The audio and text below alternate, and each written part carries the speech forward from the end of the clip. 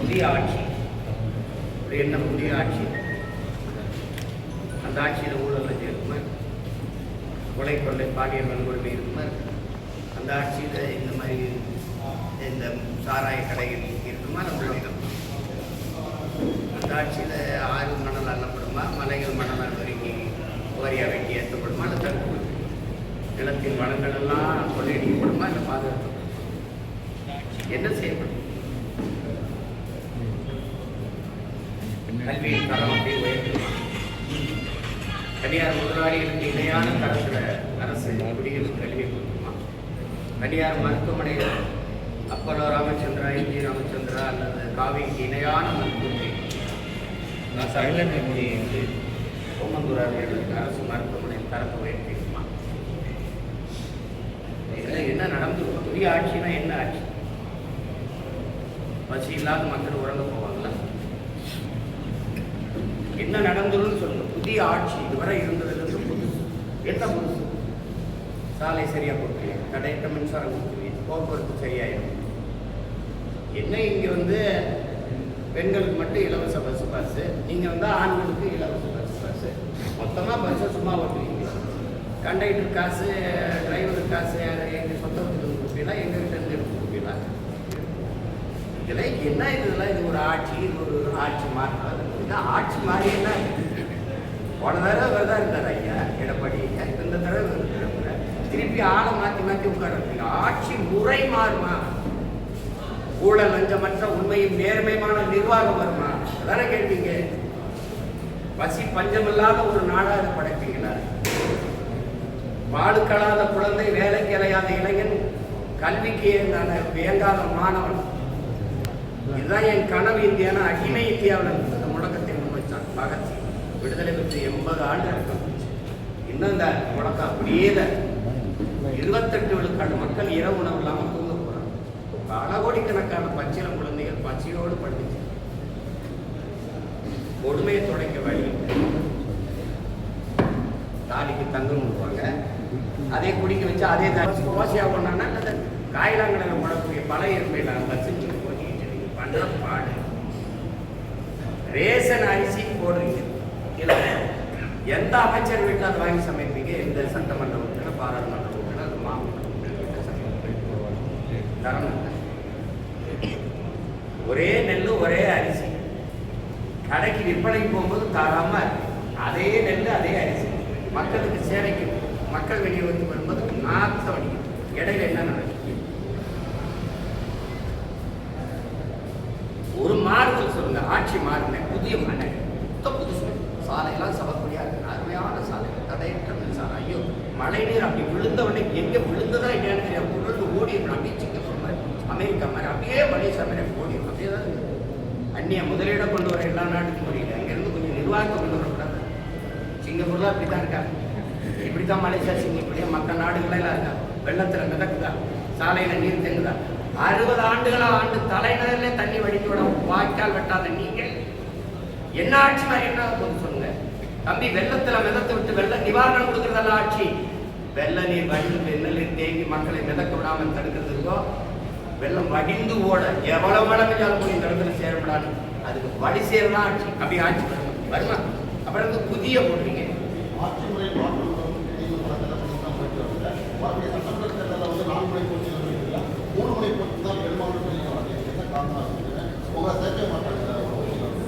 இல்லை, அவங்க ஒரே கொள்கையில் இருக்கிற போட்டி. எனக்கு யாருமே போட்டியில்லை. உலகத்தில் ஒரு போட்டி சொல்லுங்கள், இல்லை இந்திய துணைக்கண்டத்தில் ஒரு போட்டி சொல்லுங்கள். என் கோட்பாட்டுக்கு சொல்லு. சாமிக்கு பேசுவீங்க, வாழுகிற பூமிக்கு பேசுகிற ஒரு கட்சி சொல்லு. நான் மலையை பேசுனேன், மரத்தை பேசுனேன், கடலை பேசுனேன், மணலை பேசுனேன், தண்ணீரை பேசுனேன், சீக்கி. இதெல்லாம் இல்லாமல் நீங்கள் வாழ முடியும்னு நினைக்கிறீங்க. உங்களுக்கு படிப்பறிவு, உங்களுக்குலாம் எதுக்கு பள்ளி கல்வி? என்ன அறிவியல்னு ஒரு பாடம் படிக்கிறீங்க, புவியியல்னு ஒரு பாடம் படிக்கிறீங்க, எதுக்கு படிக்கிறீங்க? மனிதர்கள் இல்லாமல் மரங்கள் வாழ்ந்தது, பறவை கட்சிகள் வாழ்ந்தது. ஆனால் அது இல்லாமல் நீங்கள் வாழ முடியுமா? இந்த அடிப்படை தெரியாதவங்க எப்படி? இயற்கை கடைசியாக வந்த சமூக விலங்கு இந்த மனிதன். இத்தனை உயிர்களுக்கு ஏதாவது இயற்கைக்கு பெயரிடல், அந்த மனுஷன் பயிராக காரணம் அந்த பேராசை. மீனம்பாக்கத்தில் விண்ணூர்தி நிலை இருக்கிறது தேவை. 5000 ஏக்கர்ல பரந்தூர்ல கட்ட போறது பேராசை. முதலாளிகளின் லாபத்தை ஏற்கனவே என் தாத்தங்க பேர்ல 2 துறைமுகம் இருக்கு. ஒன்று தாத்தா காமராஜ் பேர்ல, இன்னொரு என் பாட்டை பாபு. அது போதும். 6117 ஏக்கர்ல துறைமுகம் கட்ட போறேங்கிறது தேவையில்லை, பேராசை. கோயம்பேடு பேருந்து நிலையமே எனக்கு போதும்.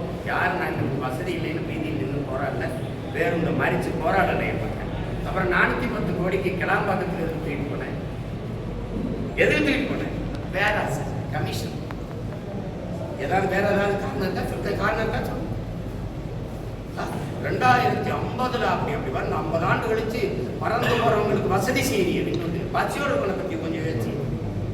அதாவது பறந்து போறவனை பத்தி கவலைப்படுற 8 வழிச்சாலை இதுக்கு வேகமா சென்னைக்கு போய் என்ன பார்ப்பா, சினிமா பார்ப்பல, சீரியல் பார்ப்பல, சிந்திச்சது கிடைக்க போறியா, என்ன பண்ண போற? ஏதோ ஒன்று மலையை வெட்டி ரோட போட்டுறணும், காடை அடிச்சு ரோட போட்டுறணும், வேகமா போகணும். வீட்டுக்கு போவியா, சுடுகாட்டுக்கு போவியா, எல்லாத்தையும் போட்டுட்டு. இதில் அவங்க தெளிவாக தான் சொல்றாங்க, எனக்கு யாரும் போட்டி, எனக்கு போட்டி இருக்கா, என் கருத்துக்கு போட்டி இருக்கா. ஒருத்தர் இருமொழி கொள்கை இருப்பாரு, ஒருத்தர் கொள்கைனாவே என்னன்னு தெரியாது. நான் ஒரே மொழி கொள்கை தமிழ், என் உயிர் மொழி கொள்கை தமிழ். எம்மொழியும் கற்போம் நாங்கள் வாழ, எங்கள் மொழி தமிழில் கற்போம் எங்கள் இனம் வாழ. இந்த கோட்பாடு யாராவது சொல்லுவாங்களா? அவர்கள் திராவிடர்கள் என்கிறார்கள், நாங்கள் தமிழர்கள் என்கிறோம். அப்போ அவர்களுக்குள்ள தான் போட்டி. அவர்கள் ஊழல் லஞ்சம்ங்கிறாங்க, நாங்கள் உண்மை நேர்மைக்கிறோம். அவர்கள் வாக்குக்கு காசு கொடுக்குறாங்க, நாங்கள் வாக்கு விற்கக்கூடாதுங்கிறோம். மதிப்புமிக்க கருவி ஜனநாயகத்தில் மக்களுக்கு இருக்கிற மதிப்புமிக்க வலிமையான உரிமை வாக்குங்கிறோம், அதை விற்கக்கூடாதுங்கிறோம். என் மக்களை வாக்கை விற்கிற சந்தையா மாத்தினது யாரு? இந்த கட்சி. ஓட்டுக்கு காசு கொடுக்குற கட்சிகளுக்குள்ள போட்டி. அப்போ அவங்க சரியா தானே சொல்றாங்க, நான் வாக்குக்கு காசு கொடுக்க மாட்டேன். அவங்க ஒரு தொகுதிக்கு 30 கோடி 15 கோடி 20 கோடின்னு செலவு பண்ணுவாங்க. நான் அந்த வட்டி காசை கூட செலவு பண்ண எனக்கு வசதி இல்லை. இப்போ வேற எதாவது நாங்கள் அந்த போட்டியில் இல்லை தான் ஏதாவது சரிதான் அண்ணன் சொல்றோம். போட்டியில் இல்லை, அவங்க எனக்கு போட்டி இல்லை, எனக்கு யாருங்க போட்டி? தேர்தலுக்கு தேர்தல் அணி மாறி கட்சி மாறி தேர்தல் என்ன சொல்றாங்க? அப்போ மக்களை முட்டாளா நினைக்கிறாங்கிறது என்ன கேள்வி? நினைக்கிறாங்க மக்களுக்குள்ள அந்த ஒரு அறச்சீற்றம் இல்லை. அது ஐயா சகாயம் அதை தான் அறச்சீற்றம். ஒரு சின்னத்தை எடுக்கிறாங்க, அது கொஞ்ச நேரம் இருக்குது, அப்போ அந்த தேர்தல் நேரத்தில் அப்படி தனியுது. அது தனிச்சு ஒரு சின்ன சமரசமாயிடுது. சகிப்புத்தன்மை வந்து அவங்களுக்கு தெரியாத அந்த தொடர் சகிப்புத்தன்மை தான் அடிமை பிறக்கிறான்னு தெரியுது. அடிமை உணர்வு எங்கே பிறக்குது? அநீதியை கண்டு அச்சம் கொள்ளாமல் துணிந்து எதிர்ப்பவன் எவனோ அவனே உண்மையான சிகாத்துங்கிறாங்க, புனிதமான போராளிங்கிறாங்க. ஆனால் இங்கே அப்படி இல்லையே. அநீதியை கண்டு அச்சம் கொண்டு எதிர்த்து நிற்க துணிவில்லாமல் சமரசம் சகித்துக் கொள்கிறாங்க. அது தொடர்ச்சியாக சகித்துக் கொள்ளும்போது அடிமை மனநிலை வந்து அதான் இங்கே நடக்குது. என் மக்களுக்கு ஒன்று இருக்கு, என் அன்பு உடன் பிறந்தார்களே, என் பேரன்பு மிக்க பெற்றோர்களே, என் மக்கள்கிட்ட ஒன்று அடர்த்தியான வறுமை இருக்கு, ஏழ்மை. அது ஒரு குழந்தையை பெரு, அது அறியாமைன்னு ஒரு குழந்தையை பெரு. இந்த அறியாமையும் இந்த வறுமையும் சேர்ந்து ஒரு பிள்ளையை பெறுது, அதுக்கு பேர் மறதின்னு பேர். இந்த மூணும் சேர்ந்து இந்த அரசியல் தலைமைகளுக்கு முதலீடா மாறி. நேற்று இங்கே இருந்த இவனை திட்டி பேசுறேன், இன்னைக்கு மானம் கட்டு போய் இங்கே இருக்க, அப்புறம் இவனை திட்டி பேசுறேன், என்னதான்டா அவன் கொள்கை கோட்பாடு அப்படின்னு இல்லையே. இந்த மாறி மாறி போறவங்களுக்கு ஒரே கோட்பாடு தானே, சீட்டு அதிகமாக இருக்கணும், நோட்டு அதிகமாக இருக்கணும், அங்கே போகணுங்கிறது ஒரு கொள்கை. கொள்கைனா கொள்கை, கொள்ளுமரம் கொள்கை, கொள்கை தானே. வேற என்ன கொள்கை இருக்கு? வேற என்ன கொள்கை இருக்கு? திமுகங்கிறீங்க, திமுகவும் அதிமுகவும் வெவ்வேறு கட்சின்னு யாராவது சொல்லுங்க. அது ரெண்டு வெவ்வேறு கட்சின்னு வேற சித்தாந்தம் கொண்டது. பாரதிய ஜனதா காங்கிரஸ் வெவ்வேறு கட்சி, வெவ்வேறு சித்தாந்தங்கள், வெவ்வேறு கோட்பாடு, வெவ்வேறு தத்துவத்தை கொண்ட கட்சி. யாராவது ஒரே ஒரு கருத்துல இந்த இடத்துல காங்கிரஸ் பிஜேபியிலிருந்து மாறுபடுது ஒண்ணு, இல்ல அதிமுக திமுக இந்த இடத்துல மாறுபடுது ஒண்ணு. இப்ப ஆட்சியில் இருக்கிற திமுகவில், இப்ப இருக்கிற ஆட்சியில் இருக்கிற திமுக 10க்கு மேற்பட்டவர்கள் அதிமுக அமைச்சர்கள். ஆமாவா இல்லை? ஆமாவா இல்லை? ஐயா சேகர் பாபு, ஐயா கண்ணப்பன், ஐயா ரகுபதி, ஐயா முத்துசாமி, தம்பி செந்தில் பாலாஜி, ஐயா ஏவாவேலு, வேற நேர் விட்டுனா ஐயா KKSSR. முதன்மையான இந்த அமைச்சர்கள் எங்க இருந்தாங்க? இங்க இருந்தாங்க அதிமுக. இப்ப இங்க இருக்காங்க. நாளைக்கு இங்க இது வரும்னா இங்க வருவாங்க. இது கேட்டா இது தாய் கழகத்துக்கு வருது, இது போட்டா சேய் கழகத்துக்கு வருது. அப்போ இது சொர்ணாக்கா, திமுக ஒரு சொர்ணாக்கா, அப்புறம் இங்கிருந்து வருது ஒரு வர்ணாக்கா வருது, அப்புறம் இங்கே வாசிச்சது அப்புறம் சொர்ணாக்கா டைப் வருது. உங்களுக்கு புரிதுனது. தாயை போல் பிள்ளை, நூலை போல் சேலை. தாய் கொடுமைக்காரியா இருந்த பிள்ளை அப்படியே அப்படியே கோயில வாணியா பிறந்துருமா? இது கொடுமை. இது ஒரு ஏமாத்தி இந்த ஜனத்தை நாங்கள் ஆட்சியை மாத்திரம், அதை தூக்கி எரியணும். எங்க எரியல? யாரை வச்சு எரியல? தீமைக்கு மாற்ற எப்படி தீமை? நபிகளார்ட்ட போய் கேட்கிறாங்க, இந்த தீமையை எப்படி ஒழிப்பீர்கள் நபிகளே? நன்மையை வச்சுதாங்க. நன்மை இந்த யார் உண்மை? நெருப்புக்கு எப்படி நெருப்பு எப்படி மாற்றாங்க? நெருப்பை நெருப்பு வச்சு எப்படி அணைப்பார்? ஒரு தண்ணீர் வேணது யாரு? திமுகவுக்கு மாற்ற அதிமுக எந்த வழியில் எப்படி? ஒரே ஒரு இடத்துல வந்தா டாஸ்மாக மூடிடுவாருன்னு சொல்லு. ₹1 கமிஷன் வாங்க. பணி அமர்வா, பணியிட மாற்றமா, பணி உயர்வா, 5 பைசா வாங்க மாட்டாங்க. ஒண்ணு யாராவது அவர் வந்தா மலையை காப்பார், காட்டை காப்பார், நீர்வள நீர் எல்லாம் பாதுகாக்கப்படும். அப்படி ஏதாவது ஒரு மாறுதல் சொல்லுங்க. அதிகபட்ச வளர்ச்சி இந்த நாடு கட்டமைக்கிற வளர்ச்சி கடன் வளர்ச்சி. 5 லட்சம் கோடியில் விட்டு போய் 10 லட்சம் கோடி கடன் வளர்ச்சி. வேற எது வளர்ச்சி? தம்பி நீங்க சொல்லுங்க, எல்லாம் படிச்ச பிள்ளைங்க தானே, ஒன்று சொல்லுங்க, என்ன வளர்ச்சி? பேசிக்கிறோம். கூட்டணி வச்சு கூடி கொள்ளையடிச்சா சரியாயிருமா? எந்த அடிப்படையில் அணி சேர்ந்து, எந்த அடிப்படையில்? இது என்ன அரசியல்? தேர்தல் வந்தவொடனே யார் எங்க போறதோ அவர்கிட்ட எவ்வளவு பேசுறது, இது கேவலம். எல்லாம் இந்த பேரம் பேசுறது பொலிட்டிக்கல் ரெவல்யூஷன் அப்படின்னு தான் வருது. எல்லாம் அரசியல் மாறுதல், அரசியல் புரட்சி அப்படின்னு தான் வர்றாங்க. அப்புறம் அரசியல் பிசினஸ் ஆகுது, பொலிட்டிக்கல் பிசினஸ் ஆகுது. கடைசியா எங்க வருது? கொச்சையா சொன்னது. கடைசியா அப்படியே எவன் அதிக காசு கொடுக்குறானா அவன்கிட்ட போறது, எவன் அதிக இடம் கொடுக்குறானா அவன்கிட்ட போறதுன்னா அதுக்கு பேர நீங்களும் முடியும். எங்க போய் நிறுத்துது? அதனாலதான் நாங்க தமிழ் இன பிள்ளைகள் தன்மான போர் நடக்கும், இனமான மீட்சிக்கு போர் நடக்கும். வெற்றியை தோல்வியை சமமா கருதுறவன் தான் வீரன். வெற்றி அடைஞ்சா இருப்பேன், தோல்வி அடைஞ்சா போயிருவேங்கிறது கோட. நாங்கள் பிறவி வீரர்கள். எங்களுக்கு தெரியாத 3 எழுத்து பயம். எங்களுக்கு எங்கள் பரம்பரைக்கு தெரிஞ்ச 3 எழுத்து வீரம். அதனால சண்டை செய்யும். எத்தனை ஆயிரம் பேர் வந்தாலும் எதிர்த்து நிற்போம், ஆனால் யாரையும் எதிர்பார்த்து நிற்க மாட்டேங்க. இது எங்க பரம்பரை பழக்கம். அதனால போய் அவரோட கூட்டணி செய்து இவரோட சேர்ந்து என்ன செய்யலாம்? சரி, இப்போ தேர்தல் கோட்பாடு கொள்கை மாறுறாங்கன்னு சொல்றீங்க. இப்போ கோட்பாடு கொள்கை மாறுறாங்கன்னு சொல்றீங்கன்னு நடக்குதா இல்ல? நான் கேட்டா பதிலுங்க இல்ல, நடக்குது. இப்ப உங்க கேள்வி எவ்வளவு தவறா இருக்கு? சொல்றீங்களே அப்படின்னா நான் இல்லாத ஒன்றை சொல்ற மாதிரி நீங்க இல்ல. இப்ப நீங்க இருக்கிறத சொல்றீங்க, யாரை குறிப்பிட்டு சொல்றீங்க? இப்ப டிடிவி தினகரன் மற்ற கட்சியை சார்ந்தவர்கள் எல்லாருமே அந்த நடவடிக்கையில தான் இருக்காங்க. பட் இப்ப நீங்க குறிப்பிட்டு சொல்றதா இருந்தா இந்த தேர்தல்ல யாரை சொல்றீங்க? இந்த தேர்தலில் யார் மாறி போறாங்கன்னு அதை சொல்லுங்க. நீங்க நான் என்ன கேட்குறேன், ஒரு கட்சியோட போய் கூட்டு சேர்ந்து தேர்தலை சந்திக்கணும்னா அந்த கட்சியோட நின்னா தான் வெல்ல முடியும். தனியாக கட்சி ஒன்றும் பேச மாட்டேங்கிறீங்க. இல்லை, இப்போ நீங்க தொடர்ந்து யாரை எதிர்த்து கட்சி ஆரம்பிச்சீங்க? எந்த நோக்கத்திற்காக கட்சி ஆரம்பிச்சீங்க? எந்த லட்சியத்திற்காக கட்சி ஆரம்பிச்சீங்க? இந்த கேள்விக்கு என்ன பதில் இல்லையே. அவங்களுடைய கூட்டணி அமைப்பு அப்படிங்கிறது என்னுடைய கோட்பாடுகளையும் கொள்கைகளையும் கொஞ்சம் அட்ஜஸ்ட் பண்ணிட்டு நான் ஆட்சி அதிகாரத்தை பிடிப்பேன் அப்படி இருக்கு.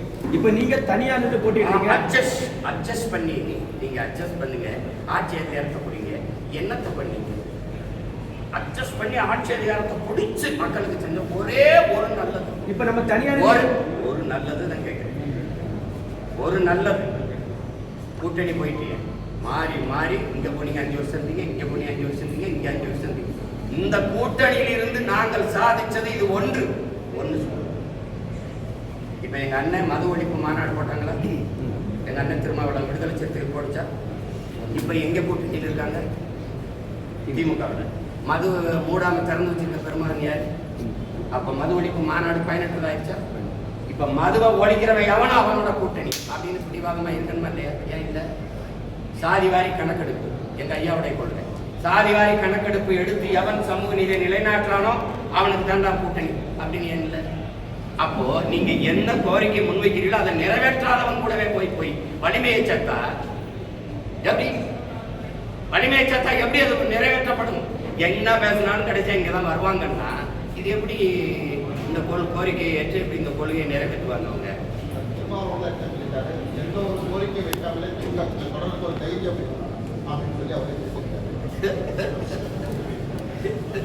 கூட்டத்தில் நிற்கிறதுக்கு வீரமும் துணிவும் தேவையில்லை. நிற்சி நிற்கிறதுக்கு தான் வீரமும் துணிவும் தேவை. இப்போ எங்கள் அண்ணனை போய் நான் எங்கள் அண்ணன் எடுத்த நிலைப்பாட்டை குறை சொல்லவோ இது சொல்லவோ நான் இல்லை. அது அவர் முடிவு, அவங்க நிலைப்பாடு. அது நாங்கள் இதில் நிற்கிறதுக்கான காரணத்தை சொல்கிறேன். இந்த சமரசம் என் முன்னவர்கள் செஞ்சதுனால படிப்பறிவையும் விட மேலானது பட்டறிவு. சார், தொடர்ந்து இது மாதிரி தான் அரசியல் தமிழ்நாட்டில் நடந்துகிட்டு இருக்கு. இப்போ நீங்க தனித்து நிற்கிறீங்க, எந்த அளவுக்கு ஆட்சி அதிகாரத்தை பிடித்து உங்களுடைய தொடர்ந்து இதுதான் நடக்குதுன்னு நீங்க தம்பி சொல்றீங்க. தொடர்ந்து நடக்குது என்பதற்காக ஏற்கனவே இருக்கா, இல்ல அதை மாற்றணும்னு இருக்கா? இல்ல, மாற்றணும்னு இருக்கு. நம்ம தனியார் எந்த அளவுக்கு இதை மாற்ற முடியும்னு நீங்க நினைக்கிறீங்க? தனியார் நின்று மாற்றமா இல்லையான்னு 1.1 4 லட்சம் வாக்கு வாங்கின ஒரு அரசியல் கட்சி இந்திய பெருநிலத்தில் வாழ்ந்ததாக சரித்திரம் சொல்லும், வளர்ந்ததாக சரித்திரம் சொல்லும். 1.1 விழுக்காட்டிலிருந்து 8.22 8 விழுக்காட்டுக்கு உயர்ந்து அப்படின்னா வாக்குக்கு காசு கொடுக்காம சின்ன சின்ன பிள்ளைகள் வந்து மகளெல்லாம் வேட்பாளராக நிறுத்துறதுக்கு அறிவிக்க வயசு வரல, 24 வயசு தான். அப்போ அந்த மாதிரி சின்ன சின்ன பிள்ளைகள், அறிமுகமில்லாத பிள்ளைகள், அவர்களை நிறுத்தி எளிய பின்புலத்திலிருந்து வர பிள்ளைகள் வாக்குக்கு காசு கொடுக்காமல் மக்களின் நன்மதிப்பை பெற்று 36 லட்சம் வாக்கை தொட்டு 3வது பெரிய கட்சியாக அங்கீகரிக்கப்பட்ட ஒரு மாநில கட்சியாக உயர முடியுதுன்னா இது வளர்ச்சியா இல்லையா? இது வெற்றி அங்கீகாரமா இல்லையா? இது வெற்றியா இல்லையா? நீங்க வெறும் தேர்தல் வெற்றி தான் வெற்றினீங்கன்னா கஷ்டம். தேர்தல் வெற்றினா கஷ்டம். தேர்தல் அரசியல் முன்னோக்கி தான் கட்சிகள் இருக்கு. உங்களுடைய வளர்ச்சி மிக அற்புதமானது. இப்போ உங்களுடைய கொள்கையில இருக்கின்ற மற்ற கட்சிகளை எடுத்து நீங்க அவங்க தலைமையில் ஒரு கூட்டணி அமைக்கிறாங்க. அது ஒரு வாய்ப்பாக இருக்கு. ஆட்சி என் கொள்கையை எதிர்த்து தான் இங்க நிறைய கட்சிகள் இருக்கக்கூடிய ஏற்று ஒரு கட்சி இல்லை. நீங்களே சேர்த்து நீங்க எல்லாருமே பெரியார் இருக்கீங்க. 3 கட்சி, நான் எங்கள் இனத்தின் முன்னோர்கள் எல்லாருமே எங்களுக்கு பெரியார். உங்களுக்கு புரியுதா? அதே ஐயா பெரியாரே எங்க தாத்தா முத்துராமலிங்க வரை பெரியார் இருக்கிறவங்க. எங்களுக்கு எங்க அண்ணன் புதுவை ரத்தனதுரை வந்து எங்க தாத்தா கியாபி விஸ்வநாதர் தமிழ் இனத்தின் பெரியார்னு பேசுறது இருக்கு. எங்களுக்கு ஒவ்வொருத்தரும் தெரியாது. அப்ப கோட்பாட்டு அளவுல நீங்க நாங்க மாறுவோம். இந்திய துணைக்கண்டத்தில், இந்திய பெருநிலத்தில் எந்த ஒரு இனம் தன்னை திராவிடன் என்று வரையறுத்துக் கொள்ளும். திராவிட பண்பாடு, திராவிட நாகரிகம், திராவிட கலாச்சாரம், திராவிட கட்டட கலை என்று எந்த ஒரு இனம் தன்னை வரையறுத்துக் கொள்ளும், தன்னை அடையாளப்படுத்தும். என்னை ஏன் உலகத்தின் தொல்குடியை மூத்த ஒரு பேரினத்தை, என்னை ஏன் என் அடையாளத்தை திராவிட அடையாளமா மறைக்கிறது? சாதிய இழிவை தொடைத்தெறிய போராடுவதை விட செத்து ஒழிவது மேலானது. தொடைத்தெறிய போராடாமல் இருப்பதை விட செத்து ஒழிவதே மேலானதுன்னு புரட்சியாளர் அண்ணல் அம்பேத்கர். அதே தான் நாங்கள் நினைக்கிறேன். எங்க மேல் சுமத்தப்பட்ட திராவிட இழிவை தொடைத்தெறிய போராடாமல் இருப்பதை விட செத்து ஒழிவதே மேலானதுன்னு நினைக்கிறேன். யார் என்ன எதுக்கு நீ திராவிடங்கிற? என் மொழி தமிழ், என் இன அடையாளம் தமிழ். அதுல எதுக்கு நான் மட்டும் திராவிடன்? தமிழர் என்றால் யார் யார் தமிழர்னு கேட்குறீங்க. சரி, திராவிடர் என்றால் யார் யார் திராவிடர்னா பதில் சொல்லுங்க. நான் யார் யார் தமிழர்னு. தமிழ்நாட்டுடைய பலம் மீனவர்கள், விவசாயிகள் இல்ல, அவரு தம்பி கேட்டதுக்கு சொல்லிடுறேன். ஒரு கத்தரிக்காயை நீங்க விளைய வைக்கணும்னா அது எவ்வளவு காலம் வைக்கிறீங்க? ஒரு தக்காளியை விளைய வைக்க எவ்வளவு காலம் வைக்கிறீங்க?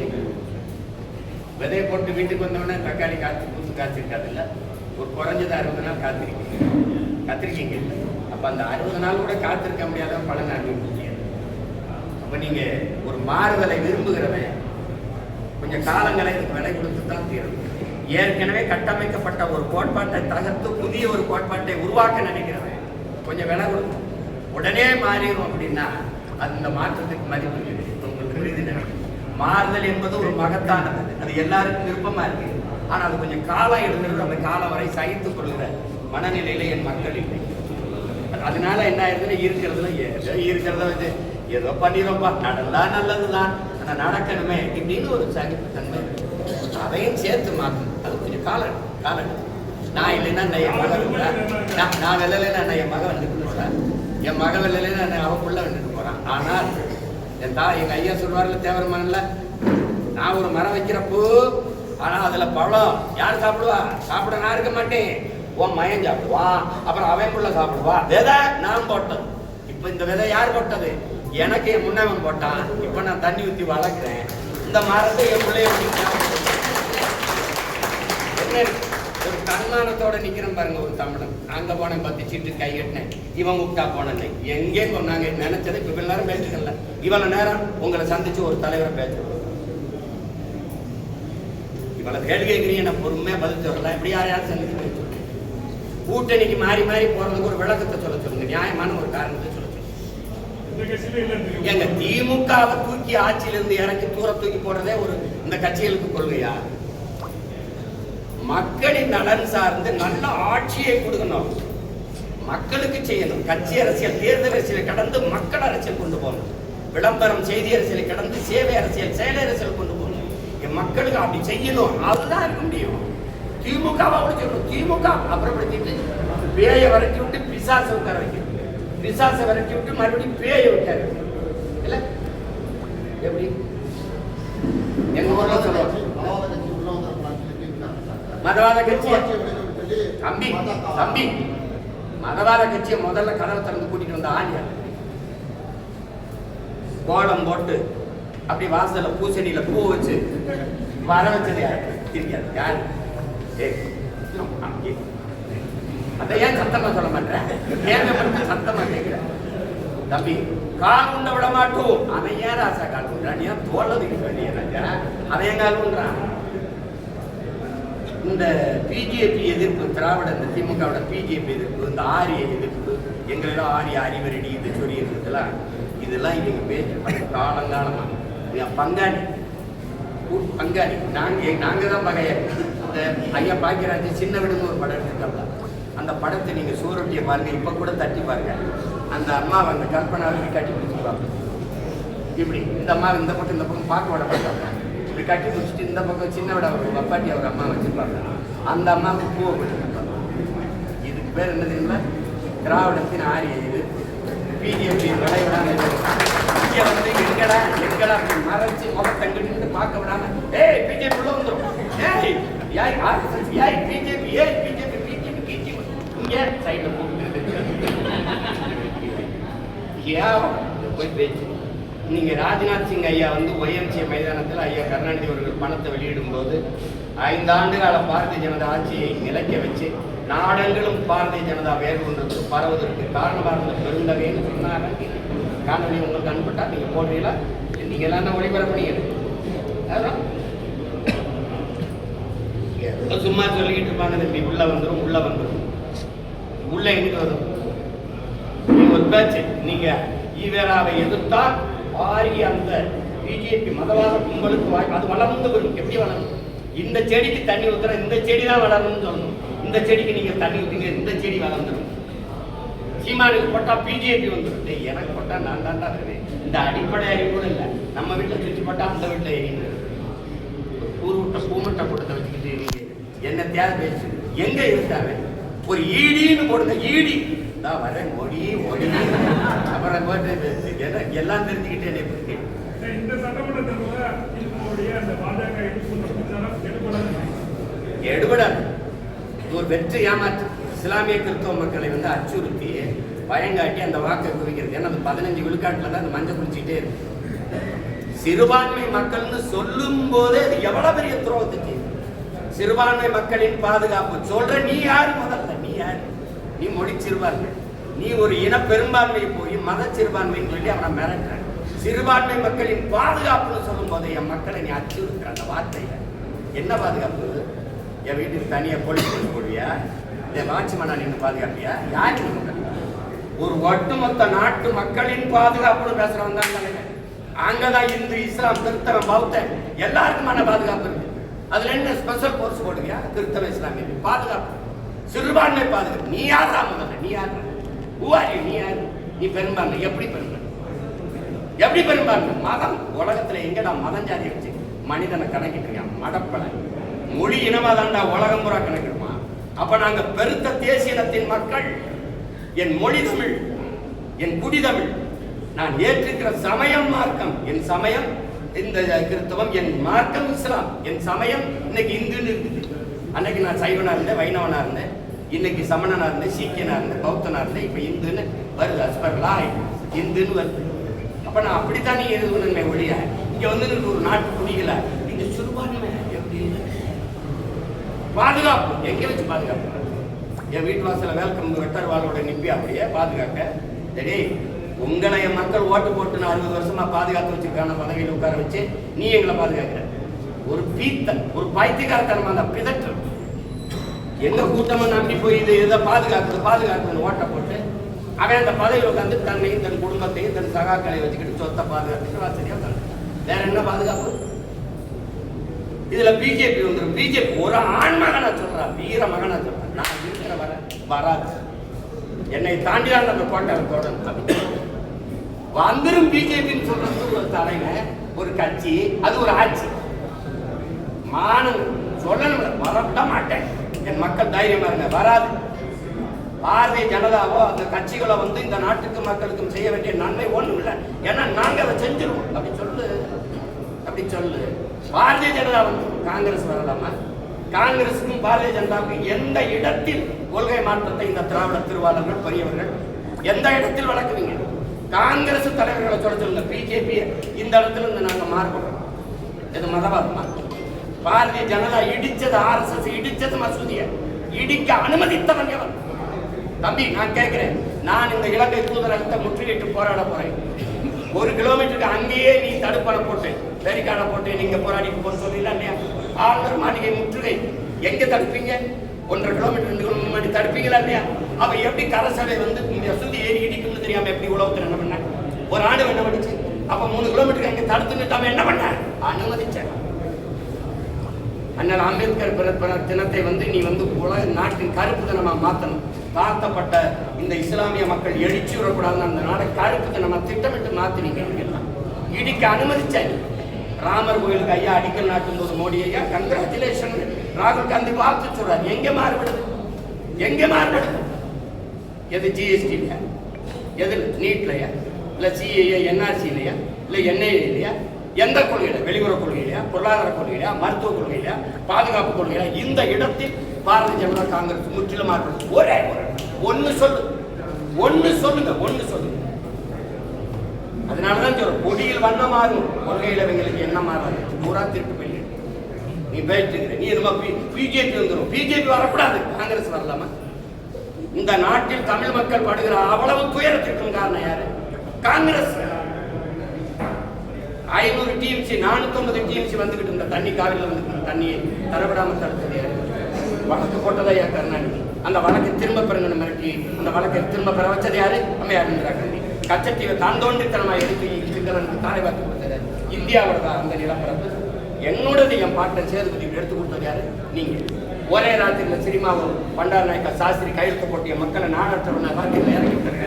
நீ இந்த நிலத்தில் இருக்க நச்சு திட்டம், அணுகுலை, ஸ்டெர்லைட், மீத்தேன் எல்லாத்தையும் காய்ச்சி போட்டு கொடுத்தது யாரு? நீ. கல்வியை மாநில பட்டியலிருந்து பொதுப்பட்டியல் தூக்கி கொண்டாரு நீ. அப்புறம் நீ வந்து புதுசாக எங்களுக்கு எல்லாம் நல்ல செய்யப்படும் என்ன செய்ய? முதல்ல அந்த நாட்டில் இந்திய திணிச்சு இந்த நாட்டில் என் தாய்மொழி அழிக்க பிடிச்சது நீ. என்ன சொல்லுங்க, ஏதாவது சொல்லுங்க. என்ன நீ இதுல இருந்து மாறுபட்டுட்ட? அப்ப பிஜேபி வரக்கூடாது, காங்கிரஸ் வரலாமா? ஒரு தேசிய இனத்தின் விடுதலை கனவை அடிச்சு நாசமாக்கின கட்சி காங்கிரஸ். கண்ணு முன்னாடி என் இனத்தை கொன்று வச்ச கட்சி அதிகாரம் காங்கிரஸ். சிங்களனுக்கு கனவில் கூட என்ன வராது, தமிழர்களை வென்றுவிட முடியும். அவனுக்கு 2 கரமம் கொடுத்து வட்டி இல்லாத கடனை 80,000 கோடியை கொட்டி கொடுத்தார். ஆயுதம் கொடுத்து பயிற்சி கொடுத்து போர்க்கப்பலம் கொடுத்து என் மக்களை அழித்து ஒழிக்க வைத்தது இந்த காங்கிரஸ் கட்சி. அதன் ஆட்சி கூட நின்னது இந்த திமுக. நீங்க பேசிக்கிறீங்க இந்த காங்கிரஸ் இனத்தை கொண்டு வச்ச காங்கிரஸ் வரலாம். அதை எப்படி அனுமதிக்கிறார்? 2 பேருமே வரக்கூடாது. அப்பதான் இந்திய கட்சி எதுக்கு?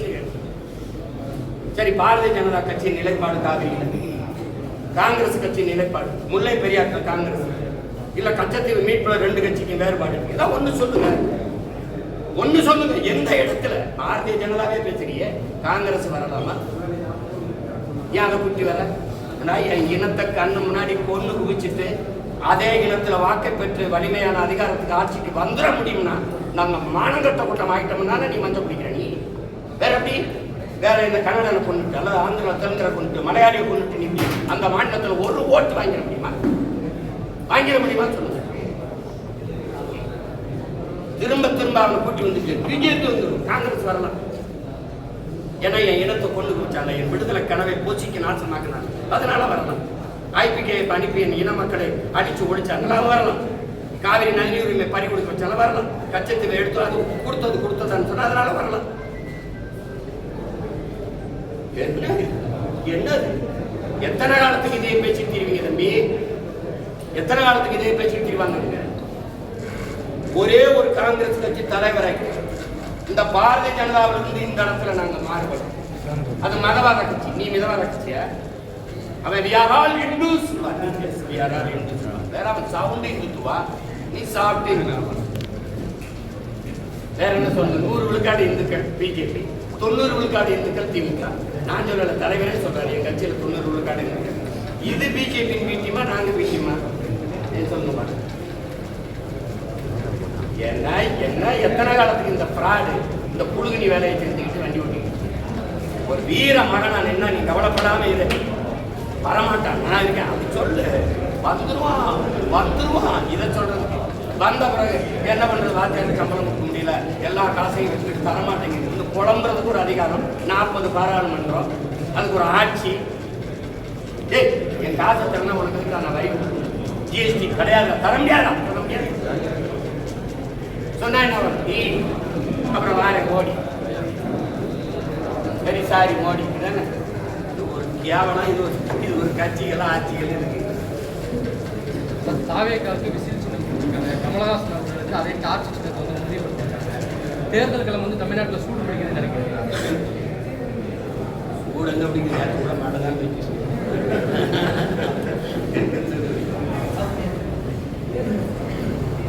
ஒரு மாசம் அவங்க கேட்ட சின்னத்தையே கொடுத்துட்டாங்களே. கேட்டது சீமான் இல்லை. சீமான்னா கேட்ட சின்னம் கொடுக்குறாரு. அது கொடுத்த சின்னத்தை திருப்பி அடுத்த தேர்தல் வைக்கிறாங்க. அந்த சின்னத்தை கொண்டு போயிட்டானா போய் சேர்ந்துச்சா தூக்கிடும்.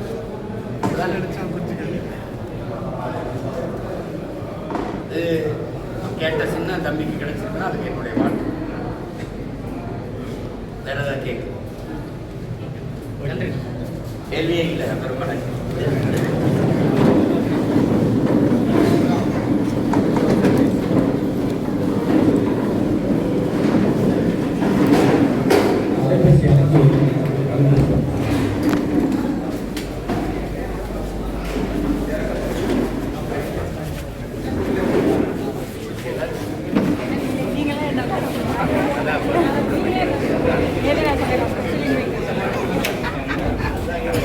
நல்லா இருக்குது, நல்லா இருக்கு, தொடர்ச்சியா செய்யுங்க.